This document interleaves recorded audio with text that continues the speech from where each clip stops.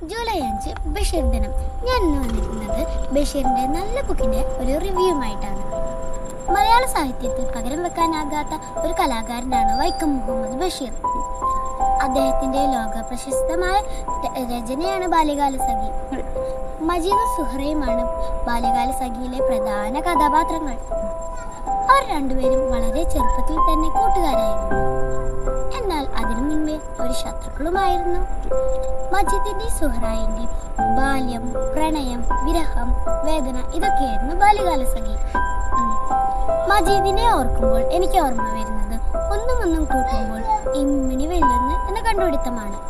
എൻ്റെ മലയാള പാഠപുസ്തകത്തിലെ ഇമ്മിണി വെല്ലൊന്ന് എന്ന കഥയാണ് എന്നെ ബാല്യകാലസഖി വായിക്കാൻ തോന്നിപ്പിച്ചത്. എനിക്ക് ഈ കഥ ഇഷ്ടപ്പെട്ടു.